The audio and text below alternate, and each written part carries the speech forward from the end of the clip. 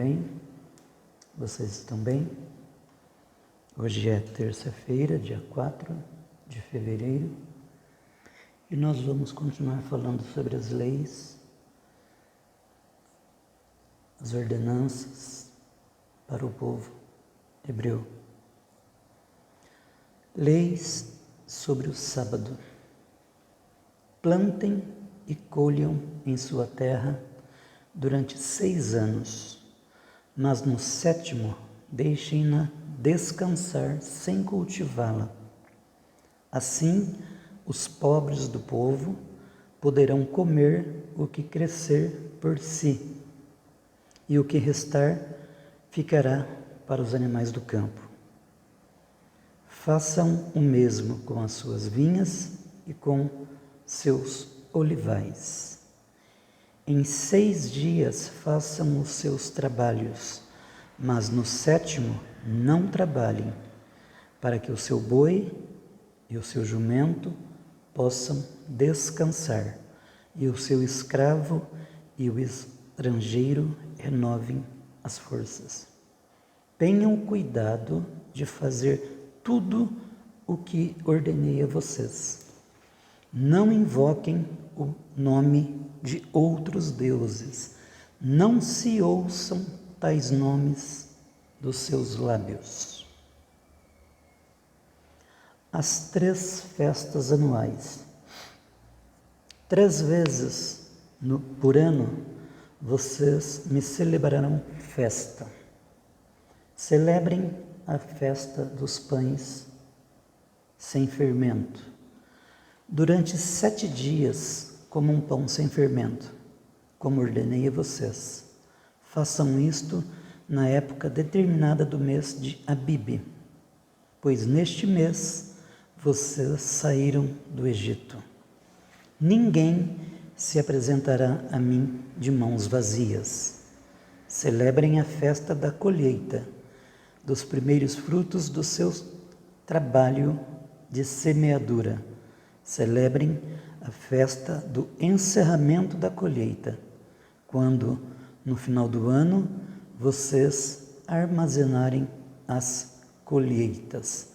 3 vezes por ano, todos os homens devem comparecer diante do Senhor, o soberano. Não ofereçam o sangue de um sacrifício feito em minha honra com pão fermentado. A gordura das ofertas de minhas festas não deverá ser guardada até a manhã seguinte.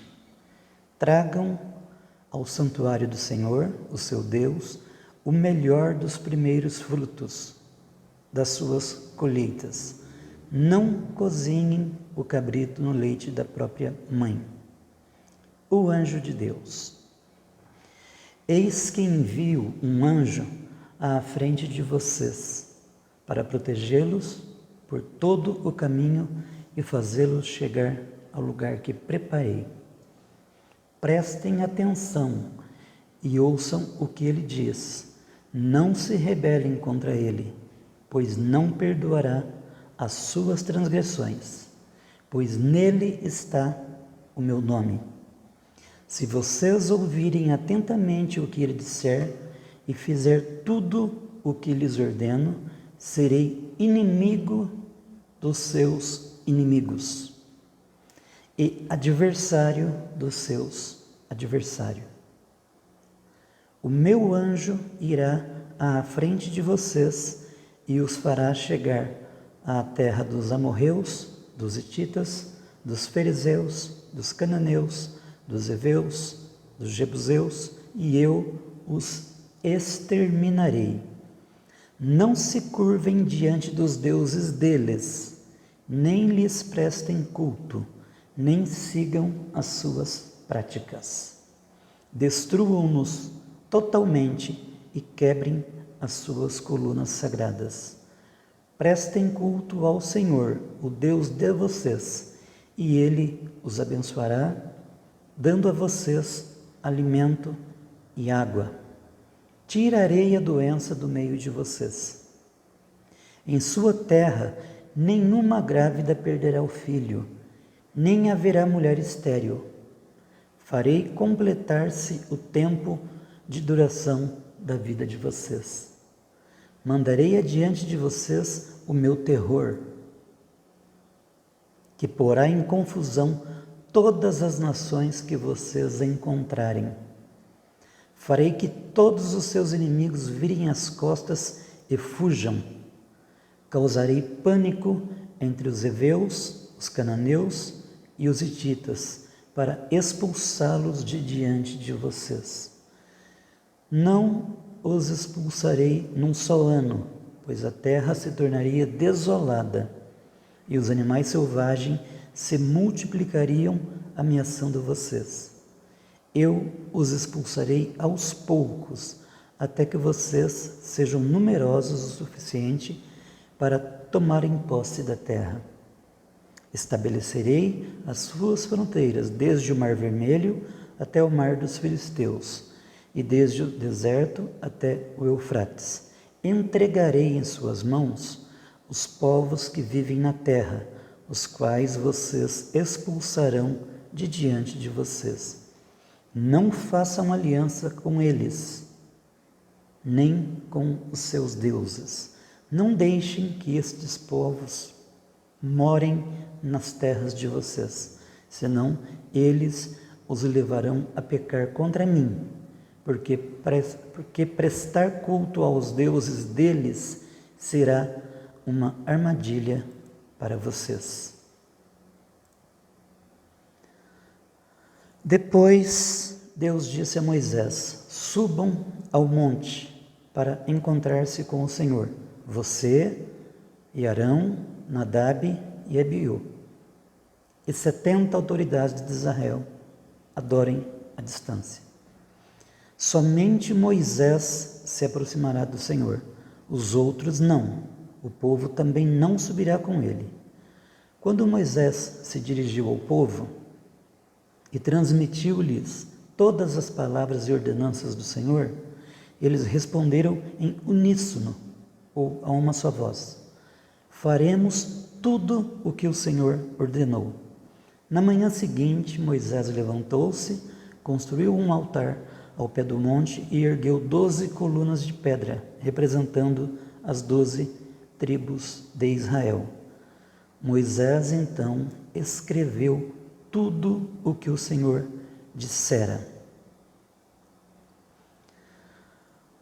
Quando Moisés subiu ao monte, a nuvem cobriu o monte, e a glória do Senhor permaneceu sobre o monte Sinai. Durante 6 dias, a nuvem cobriu o monte.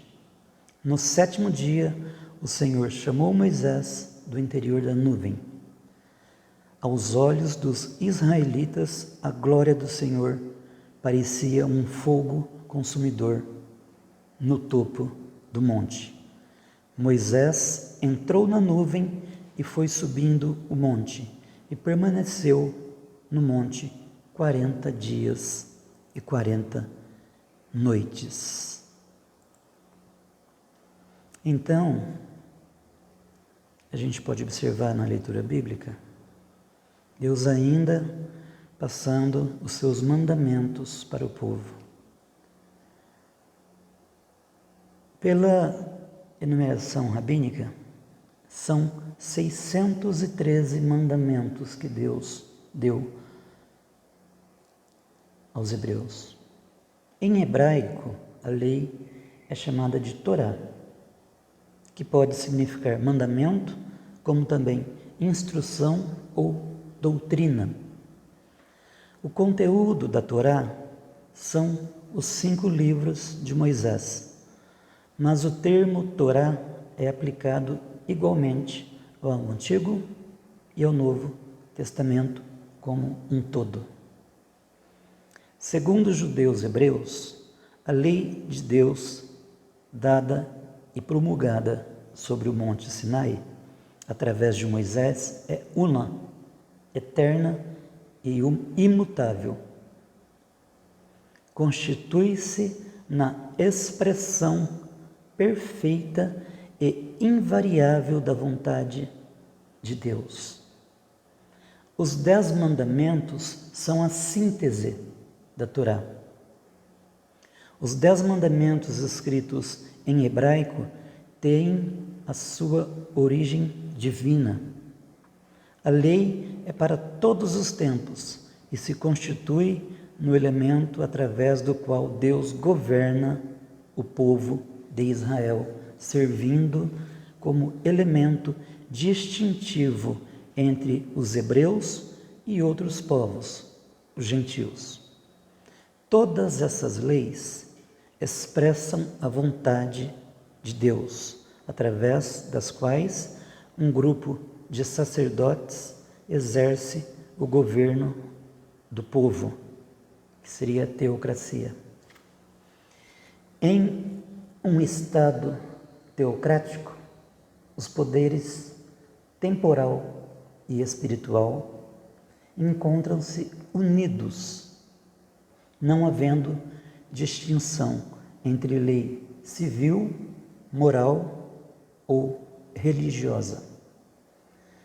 Todas elas são objeto da classe sacerdotal que conduz e regula a vida do povo através dos mandamentos outorgados por Deus. Segundo alguns críticos, as leis da Torá foram estabelecidas por Moisés, o qual, visando iniciar o processo da civilização da nação israelita, citou leis severas e rígidas, com o objetivo de disciplinar e manter, pelo temor, um povo turbulento, mas disciplinado. Para dar autoridade às suas leis, ele deveu atribuir-lhes origem divina, assim como fizeram todos os legisladores dos povos primitivos. A autoridade do homem deveria se apoiar sobre a autoridade de Deus. Assim sendo, conforme o ponto de vista crítico, as leis mosaicas tinham apenas um caráter essencialmente transitório e local, embora possuam algumas características universais. Então, como eu disse no vídeo anterior, foi praticamente uma constituição que Deus estabeleceu. Além dos 10 mandamentos, que são a base da Torá, são 613 mandamentos, não são apenas os 10. Aqueles 10, Deus escreveu com seu próprio dedo em 2 tábuas de pedra. E depois Moisés subiu novamente ao monte e Deus estabeleceu todas as regras, até porque Deus estava ali criando uma nação. Do nada, ele fez surgir um país. E nós temos até hoje Israel, um país que foi dizimado no ano 70 de nossa era cristã, ano 70, tá? Não 1970. No ano 70 da nossa era cristã, Israel foi dizimado e agora, em 1948, em abril, Israel voltou a ser nação. E nesse pouco período de tempo, Israel é uma nação poderosíssima, porque Deus ainda está com eles.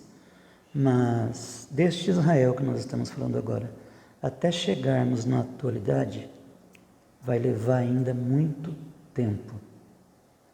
Mas nós vamos chegar. Israel continua sendo a menina dos olhos de Deus.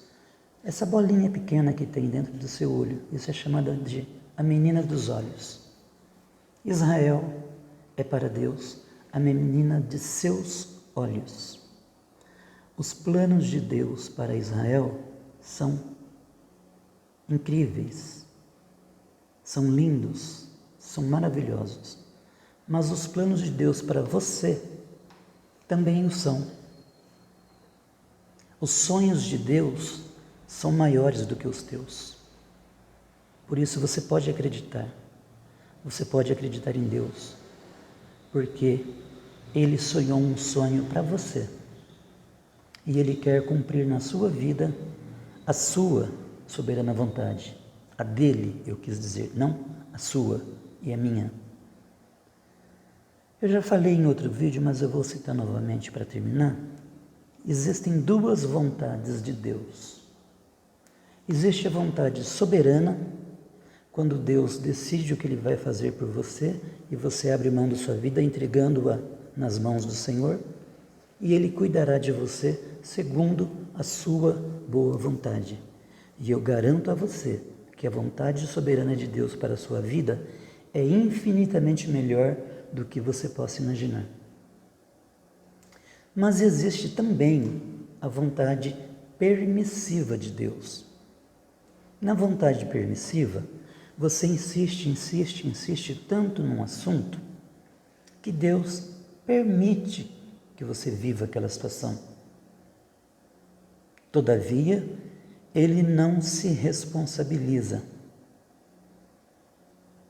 Então, vamos procurar viver debaixo da vontade soberana de Deus, porque Ele é suficiente para cuidar de mim e de você. Assim como Ele cuidou do povo no deserto, nós estamos no deserto hoje, figuradamente falando. E Deus está cuidando de nós e Ele quer cuidar de você e de mim. Mas tomemos cuidado com a vontade permissiva de Deus. Muitas vezes você pede, e Deus fala assim, tá bom, eu vou deixar você viver o que você quer, só que eu não vou me responsabilizar. Eu termino este vídeo com uma frase de minha autoria que eu gosto muito. Prestem bem atenção. Deus nos deixa à própria sorte das consequências de nossas decisões estúpidas. É forte, né? Mas é, infelizmente, uma verdade. Deus nos deixa à própria sorte das consequências de nossas decisões estúpidas. Baseado em Gálatas 6 e 7, eu fiz essa frase.